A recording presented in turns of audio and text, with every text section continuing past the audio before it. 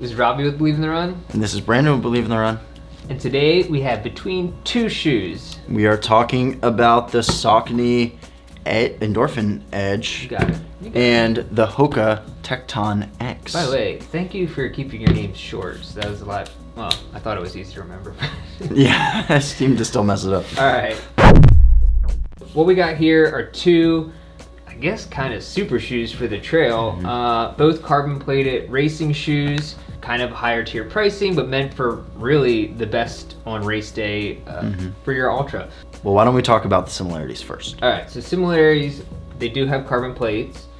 They are both very lightweight. In fact, they weigh the exact same. It's like around 9 ounces for a men's size 9. And they're both priced at $200. Keep going. Exactly, you got that part. Both pretty solid, lightweight racing shoes. The midsole, there are some differences in the midsole. Obviously, Hoka's using their proprietary foams and Saucony's using their proprietary foams, but the Hoka Tecton X has a dual density layer of midsole, whereas there's only a single layer for the Saucony Edge. Right, so Hoka does have a dual density. It does use ProFly X and ProFly. So it's ProFly X is their more softer, cushioning, bouncy midsole. I've said it before, I think this is probably Hoka's best road shoe of 2022, and it's a trail shoe. With maybe the exception of the Mach 4, but I think this might hold up a little bit better. And then the Saucony Endorphin Edge has the Power Run PB midsole, which is the PIBA that you'll find in the Endorphin road racing series, so the Speed or the Pro. Very bouncy, very lightweight, lots of cushion.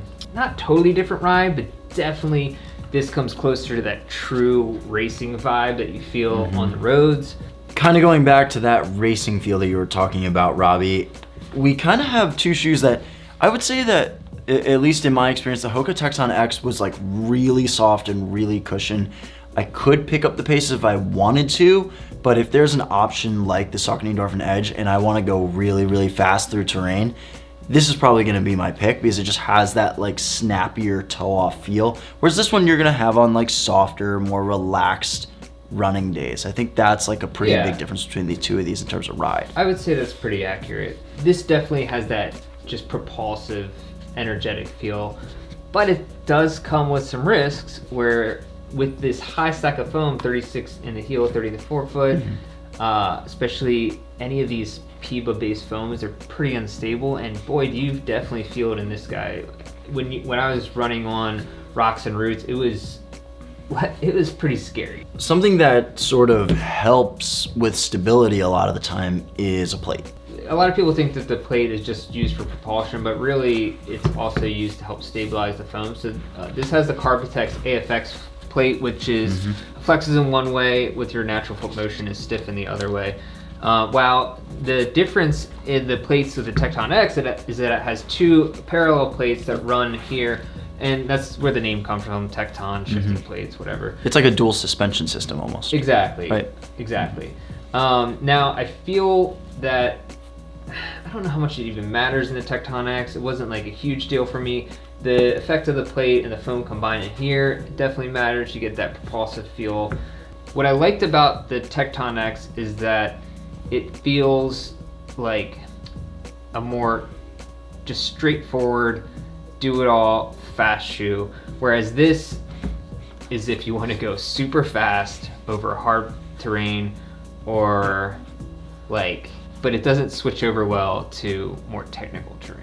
Interesting. So this is going to be for like more buffed out trails, or I think kind of for any... I mean, that's the thing. The Tecton X does have lower lugs than the Endorphin Trail. In fact, I wish that the lug pattern would almost switch on these shoes so that the Tecton would be a little bit more aggressive, and this, you really don't need aggressive stuff if you're just going on, faster trails. I like the Vibram stickiness of the Vibram light base of the Tecton X more than the Power Track for sure.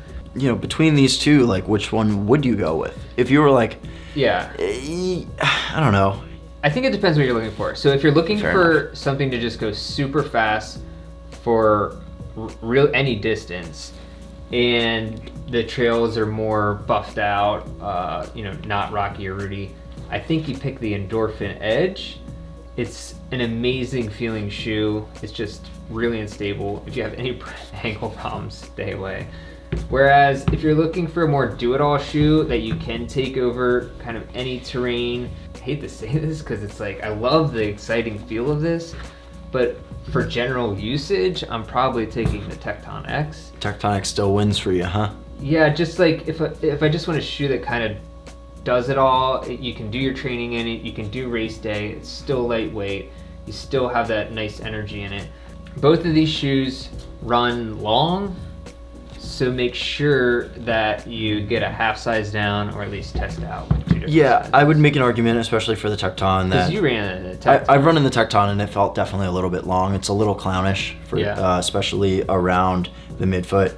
Just a little bit more space. It's a little bit longer than I preferred. But I like a snug fit when I'm running. So if you do like that wider toe box, then I guess you can stay true to size. But otherwise, I would go half size down. Probably picking the Tecton, but if you want something that's really exciting, that replicates that road racing feel on the trails, there's only one shoe that does it, and it's the Endorphin Edge. So all right, so maybe it's daily miles for this one, race day for this one.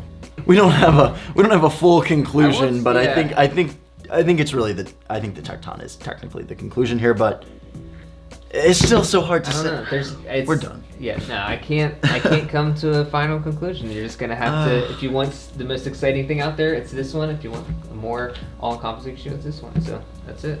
That's it. I'm kicking the feet up. I'm done. All right, now you gotta clean all this dirt up. Oh, snap.